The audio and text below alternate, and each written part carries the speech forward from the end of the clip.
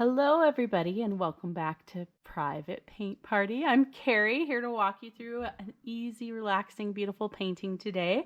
Today, we're painting this waterfall painting inspired by Wailua Falls on the beautiful island of Kauai in Hawaii.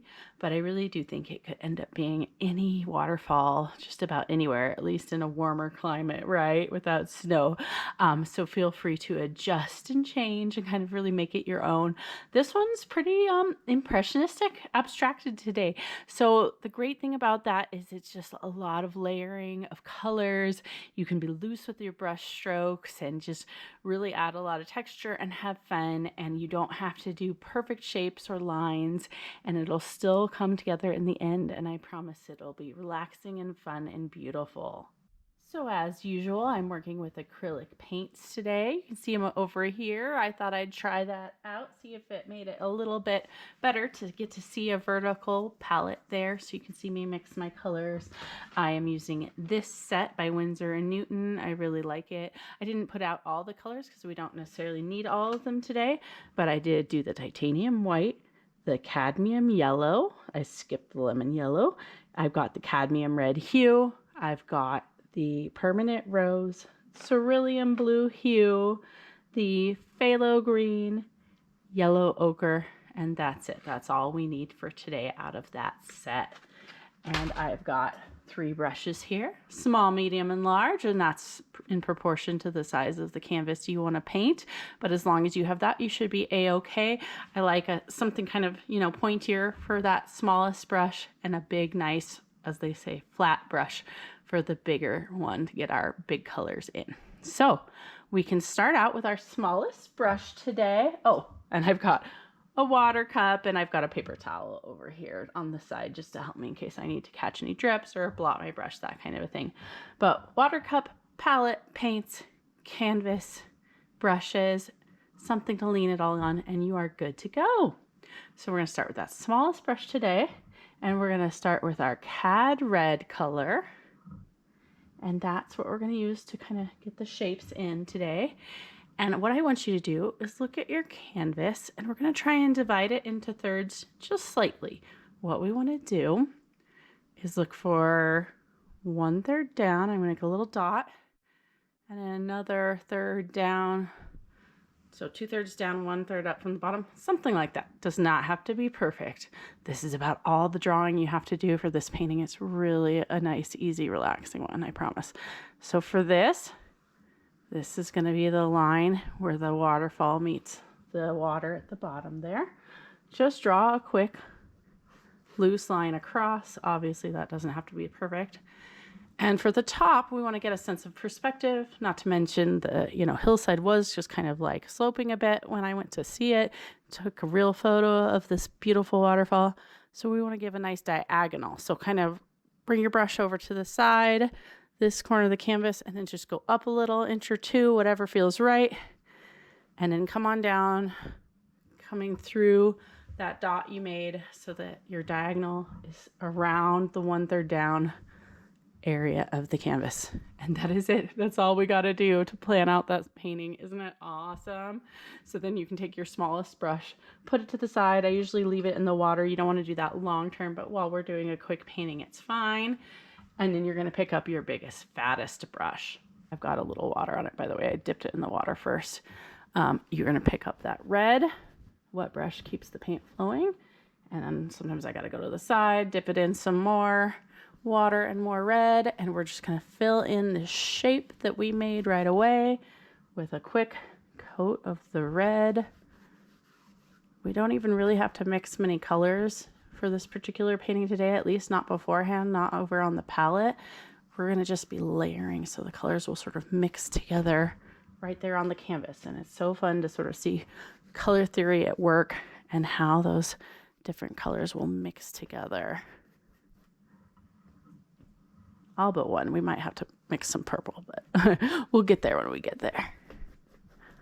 All right. So I filled that in with a quick coat of red, and that's all you got to do for that.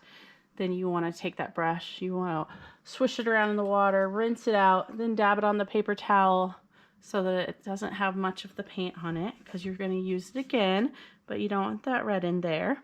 And then the next color we'll get over here is the blue. Notice I didn't even have to put out my dark blue, my ultramarine, only the cerulean blue, the lighter of the two blues that come with the set. That's all you need. I do have to keep dipping back into my water over here to the side to kind of keep the paint moving and flowing. I'm going to fill up this sky space. Notice I'm starting though at the top, getting all my blue at the top, and I'm not quite bringing it down all the way to the bottom, and you'll see why here in just a second. Go ahead and fill that up. Ooh, I got a lot of paint on there, but that's good for this first layer. It's kind of nice to have extra juicy paint to work with.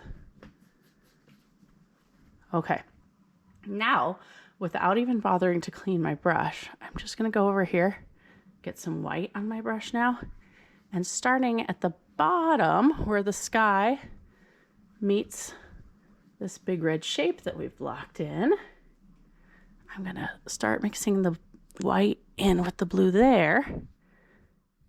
And you can see how it just makes a lighter blue, of course. And I don't know if you've noticed, at least on sunny days, the sky is always lighter as it gets closer to the horizon and gets a little more true blue as you go up. But the bottom part is kind of a really light blue.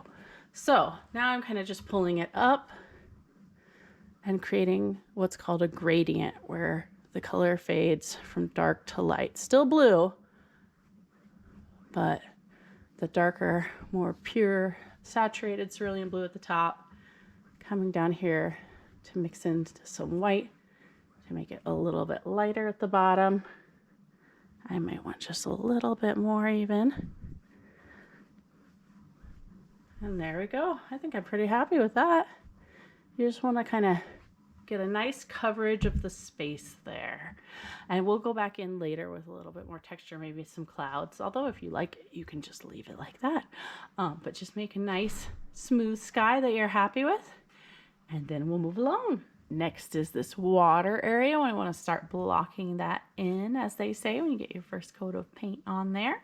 That's that same cerulean blue. So I just kind of got rid of excess paint, but I didn't worry about having my biggest brush be perfectly clean. I just kind of rinsed it and wiped it really quick. And now I'm picking up the pure cerulean blue. And anytime the paint doesn't feel like it's quite flowing, I dip my brush back over into the water to keep it moving, keep it jamming, keep it going. And we're going to fill up this whole area with cerulean blue. We're not going for any particular gradient or anything. Ooh, got a little red in there. That's okay though. There's so many layers in this that won't matter. Just trying to get a full coverage, not leave any white of the canvas showing through. That's where the water on your brush helps, although you don't want it so wet it's dripping. It's kind of a fine art that you get used to and figure out at first when you're first starting to paint how much water to get on your brush to keep these acrylics flowing and moving. There we go. That's good enough for me. Next, I'm going to pull some greens in. You can kind of see them over here. It's not only because there's a little bit of a turquoise teal tint to this water, but also because the water is reflecting some of those plants that are coming in to it, and we'll get to those later. But for now, I've switched to got the green, the phthalo green on my brush instead of the blue. And because my blue is still wet, I can kind of nicely just come in here and add some greens, and they blend right on the canvas, kind of mixing into a turquoise or a teal. And I'm going, notice I started on the right side, kind of filled that in there. And then I went over here. I'm trying to leave the middle area still kind of more of a pure blue, but it does not have to be any particular perfect shape or anything. I'm just kind of adding some visual interest, and like I said, setting myself up for some reflections in the water that will be happening later. All right, I think that's good enough for now. We can move along and start blocking in our next shape. And that's going to happen up here. We're going to start getting some shadows. And the wonderful thing about this landscape it was just so rich with reds and purples and beautiful colors. So even in the darker parts, it's a lovely, lovely purple. So that's our one color. We might want to mix to the side. Again, biggest brush. I'm kind of rinsing it over here, getting rid of my excess green so it doesn't affect that. And you want to get this color, Permanent Rose. That's kind of the more pinkish red over here. And I'm going to mix it with just a little bit of blue. Kind of getting a pretty purple color over here.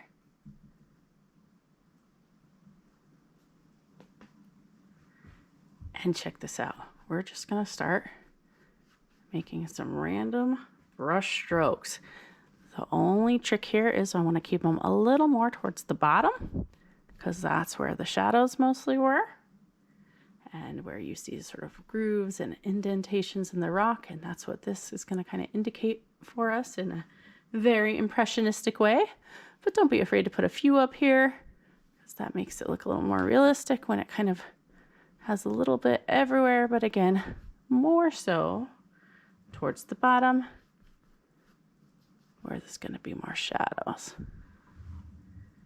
And there you go. For now, it's good enough. We might come back in with a little more later, but that's going to be a great start for us.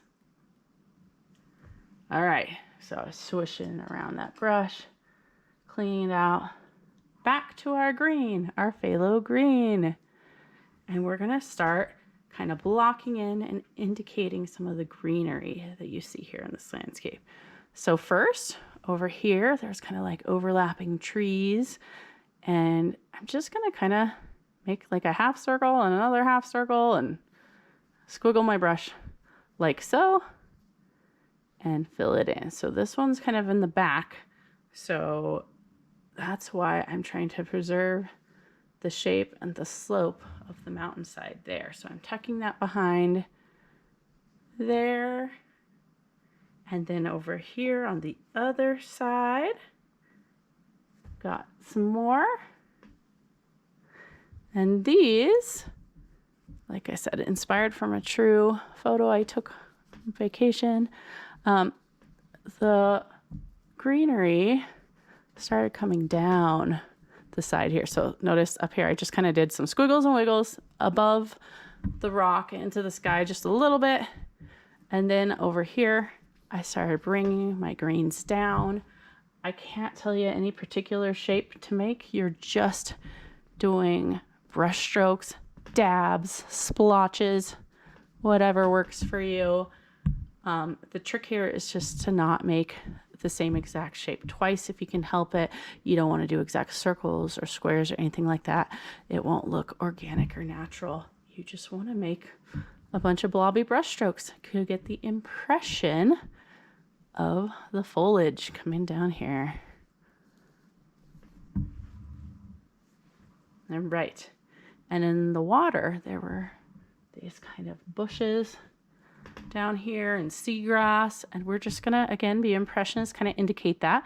But for now, I just want to kind of do a little more green, kind of blocking in the darks of that. And notice I'm just doing some lines down here in this side. Line, line, line, line, line. That's good enough for me there. Over here, there was more of like a bushy thing, less grassy, but more bushy that came into the water. So I'm just dabbing, trying to get these kind of rounded brush strokes. But again, doesn't have to be any particular shape. I'm going to leave it like that. This, just bringing this more so into the water because there was a bunch of greenery kind of framing the photo. It was very beautiful on that side. And that's good for now. Oh, actually, let's just get a little bit more. There was some greenery over on this side of the rock too. I'm just going to kind of hint at that with some greens there. We're going to have those darks in there so we can layer lighter greens on top of them. All right, next, finally, we can start using our medium brush. So you can grab that, dab it, dip it in the water so it's a little bit wet. And we're going to take the yellow over here, that cad yellow, and we're going to start layering it on top where the sunlight was hitting the top of this rock. And also it just honestly was lighter. it was more of an orangey color, and I'm letting the yellow mix with my red there and kind of creating an orange just by layering them there on the canvas. So I'm just, with the shape of my brush, kind of doing brush strokes about the size of the brush head itself, just kind of going on top of my red shapes, red places of color here on the top of the rock. Notice on the very top, I'm kind of going ahead and letting it be almost all yellow orange on top where it's hitting the light. And notice I'm avoiding the purples. Here and there, if the yellow goes on top of a little bit, no big deal. But yellow on top of purple, they're basically opposite colors on the color wheel. They'll just create gray, blah tones. So I'm just kind of putting this yellow in places on top of my red towards the top of this little mountainside rock face. Next, with that same brush and that same yellow on your brush, maybe grab a little more if you need it, or get your brush a little wet again. Now we can start putting the yellow on top of the greens to create some lighter greens. So first, over here, this little bush thing that came out into the water, I'm going to just sort of dab my medium brush, create some brush strokes on top of the dark green there. Notice I'm not coming all the way down. I want to leave the darker part at the bottom because the top is what hits the light. And then same thing kind of over here on some of these greens on the rock face. Gonna let my yellow just mix right on top of that green to create a lighter green. Kind of trying to indicate like the top sides of these little bushes, areas of color. So I'm making sure I don't go over everything. If you go over everything and you're exact and outlining, it doesn't look natural. So in some places, maybe I want to have a lot of yellow, really light color plant or hitting a lot of light. And other places I want to leave the pure dark green. And come into the water like so. Again, we're impressionists. Imagine that you're Van Gogh or Monet as you're doing this one. Same thing up here. This is probably more like a low-level tree that was at the top that we can just kind of see a little bit of from the bottom. And then down here in the grass, I'm going to kind of change how I'm using my brush.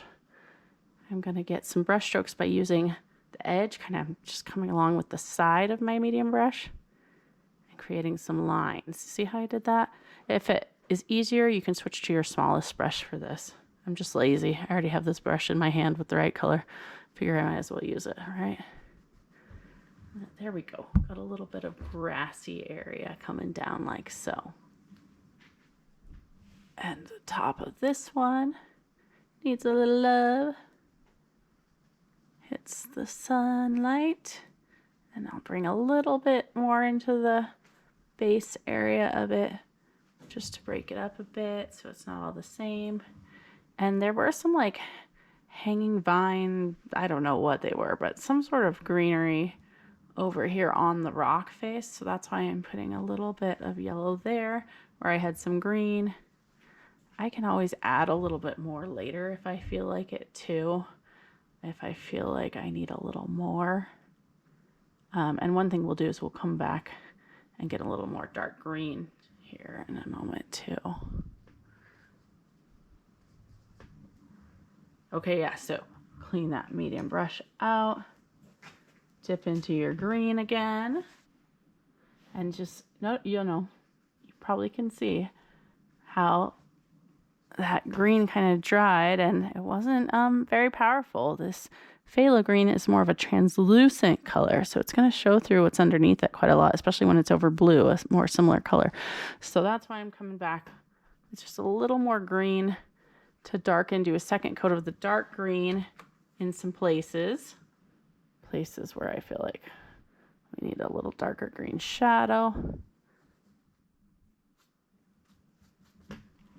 And there we go.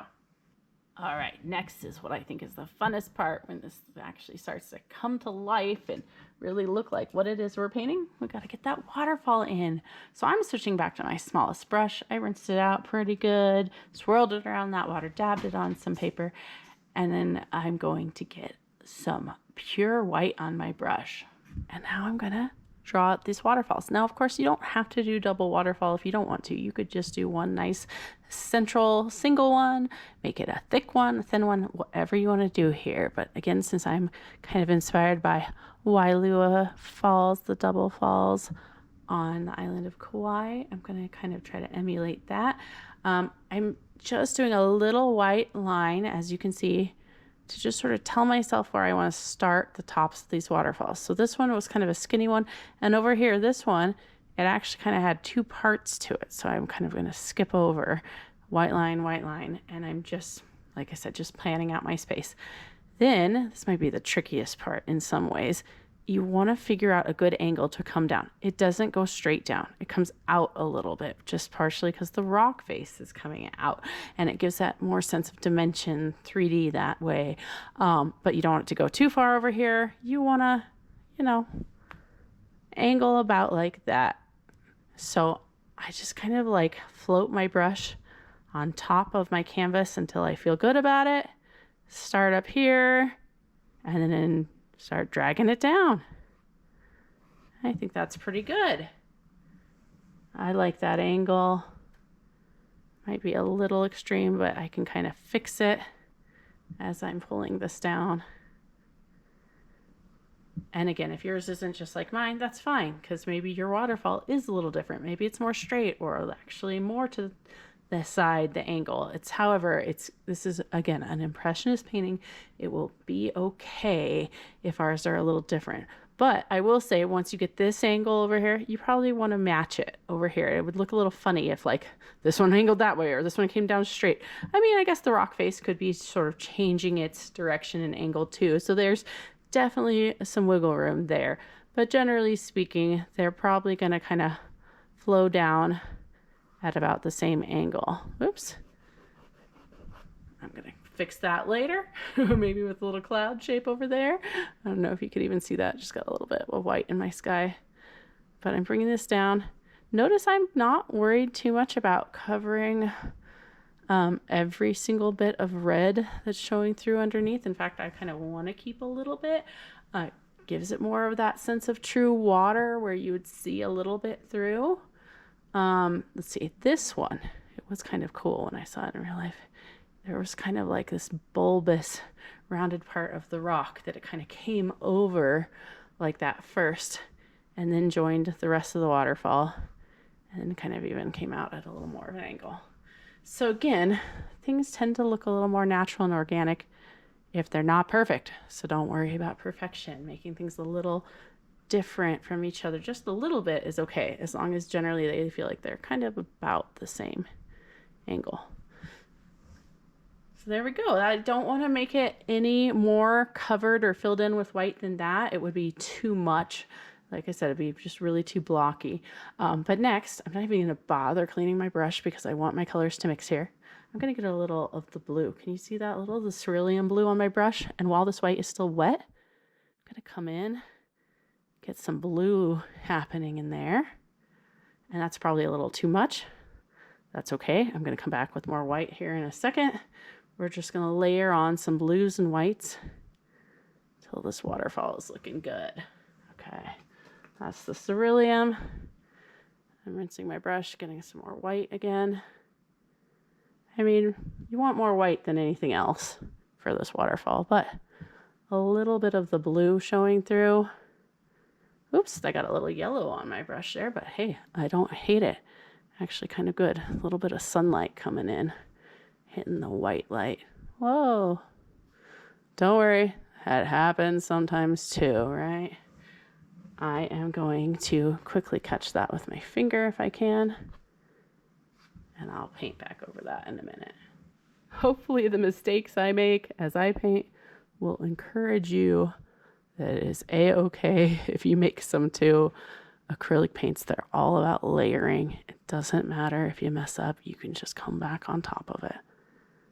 All right, I think I'm going to leave that for now in terms of my waterfalls, but maybe after they've dried a bit, I might come in a little more. For now, if I kind of overwork it, it'll just mush all the white and blue and little bits of yellow I have in there together and lose some of the sense of translucence, so like see-through, transparency. That's the word I was looking for. You know, the fact that I do have a little bit of the red showing through there is a good thing, and I don't want to overwork it and cover it up. But speaking of red, since I messed up over there, I'm gonna rinse this smallest brush out, get the red on my brush. Check it out. I can just go back like that. And if it doesn't look quite right, looks too patchy, maybe a little bit of the rose, the pinkish color mixing in there too. Maybe a little bit of the yellow back in here. Just kind of match your colors and come back if you need to patch anything. I got a little bit down there in the water too, so I'm going to rinse my brush off and get some cerulean blue again. Cover that up. Hey, but we're getting there. Looking good. All right, same small brush while we're thinking about the water. Going back for the white.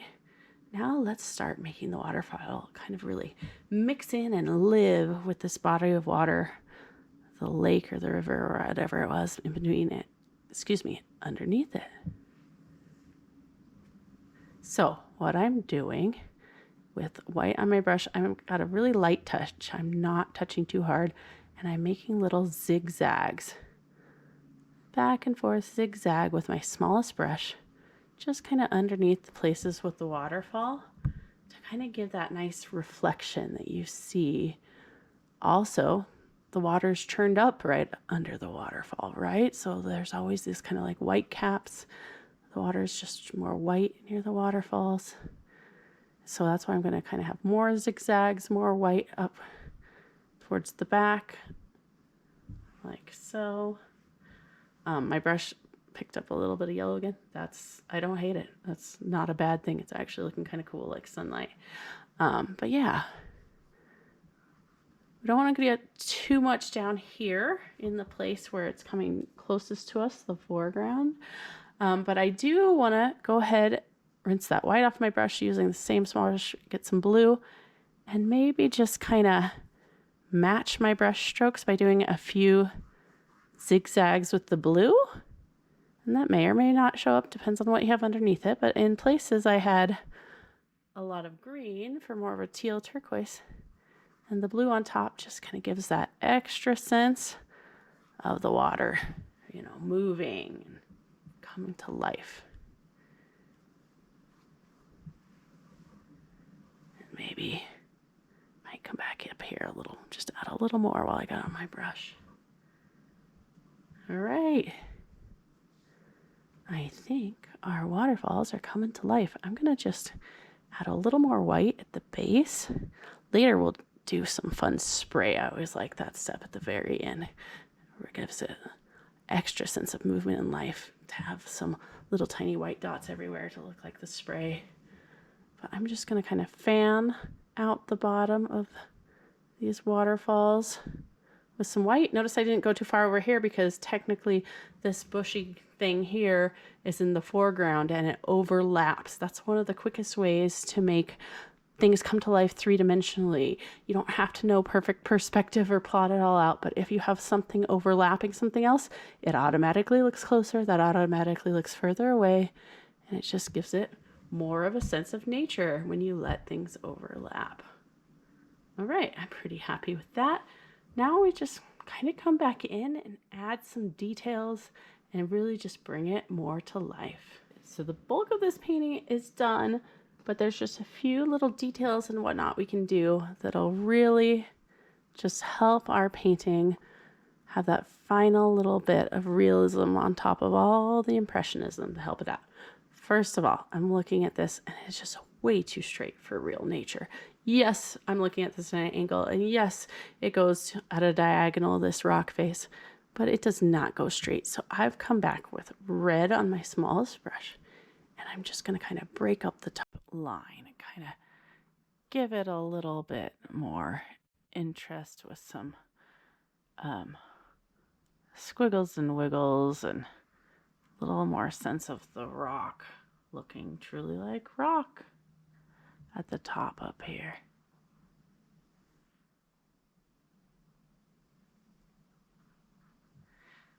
And then next, with the same small brush, we finally get to come over here, use our yellow ochre. I don't even bother cleaning my brush since these colors will mix. This is a nice earth tone, and everything we've been using so far has just been really kind of loud and bright, and that's what makes it beautiful, right? But by getting this yellow ochre on my smallest brush, getting some lines and dots in here on top of the reds of the rock, it's just gonna help it look a little bit more realistic and natural. I'm even gonna go up and add some into some of the spots that I just did at the top, some of those rock shapes. And again, it's a lighter tone, so I'm keeping it more to the top, keeping it with the lights. But that's just, like I said, gonna help make our colors feel a little more cohesive and realistic. And then I'm going to rinse my brush out again, small brush, pretty much using the small brush from here on out just as I touch up things, get some details in. One thing I've noticed, you can see it just a little bit over here, is there's a slight shadow over to the side underneath the waterfalls. Like they just block out just enough light to cast a little shadow on the left side over here. I've grabbed some more of that purple that we mixed up earlier, but you know what? I don't think I want it pure purple. I'm going to get some more of the rose color and mix that in so it's more just like a slightly purplish pink. And then watch this. Just kind of coming along the back sides of these waterfalls. Maybe bringing it down here. A little more shadow in here.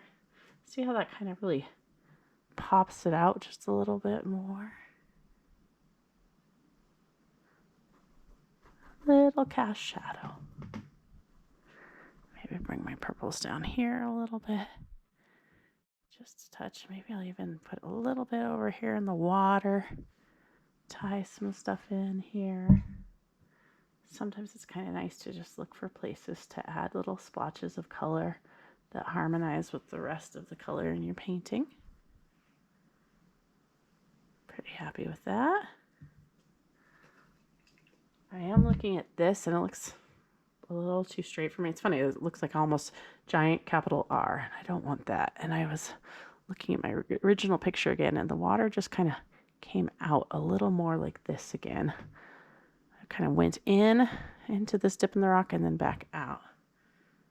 So I'm going to just add that little shape there, kind of make that look a little more right to me. Right, looking good.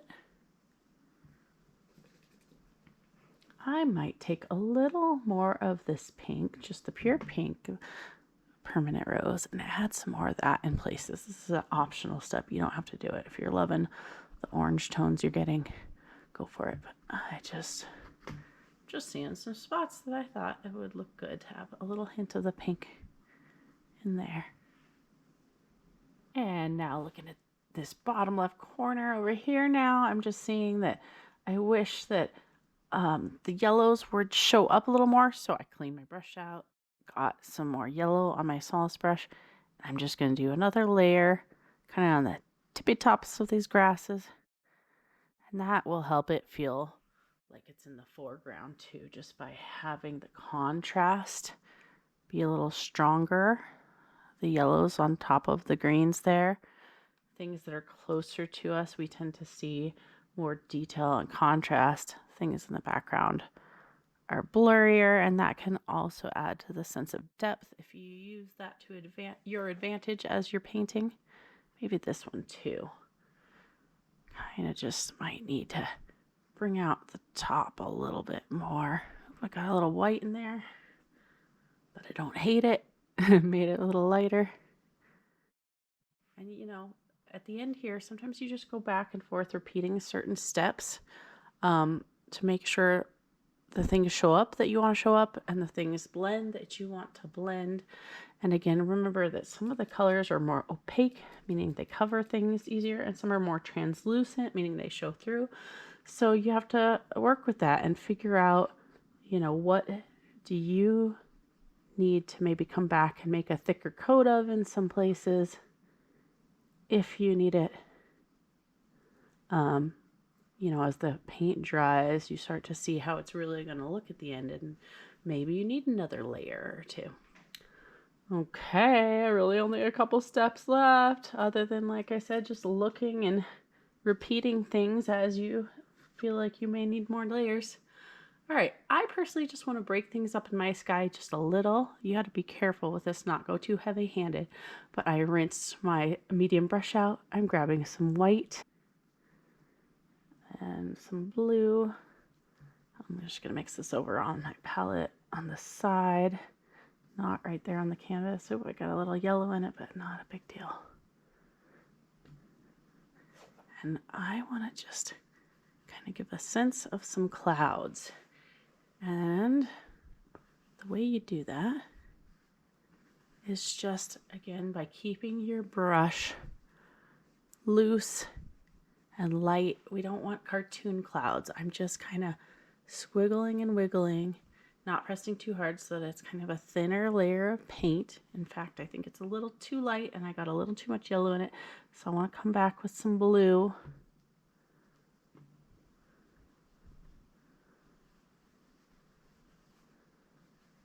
Kind of going like so.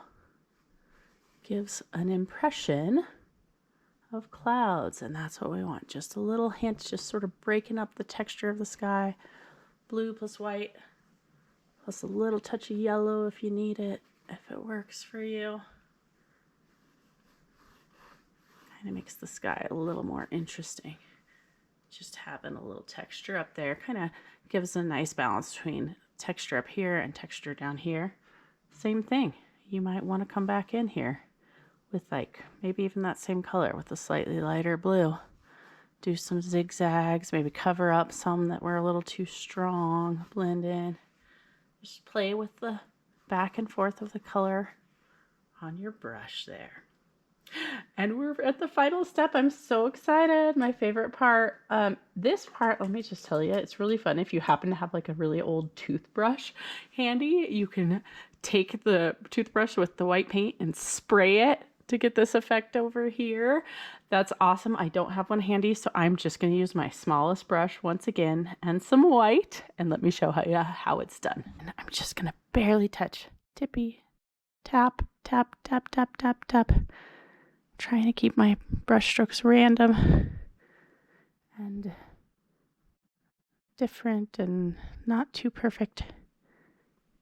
But doesn't that look cool? Just barely touch. Yeah, it kind of gets that spray. So yeah, if you have an old brush that you can kind of do that. Oh, look at, I was able to get a little of it, a little splatter with this brush. It's so fun. This particular waterfall had a lot of this spray and it was just really awesome to look at. I'm sure they're not all like that, but I don't know. I think it really just helps get you that wonderful sense of movement and the waterfall being alive. When you got the little water splatters coming up, maybe a few down here.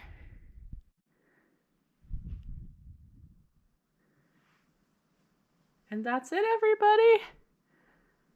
That is the end. Any other, little things you might want to come back and touch up? Sure, go ahead. But that is all the steps. Might make some of my pure white just a little stronger here and there. There's always something I say. It's the end and then I see something. You know how it goes. But I hope you guys had a great time. I love this painting and I hope you enjoyed painting it with me. I think it's just, like I said, fun, relaxing, fun to be impressionist for a minute and let go some of the worries of getting shapes and things just right. And I just love how the colors sort of mix together and make for a really beautiful, harmonized painting here.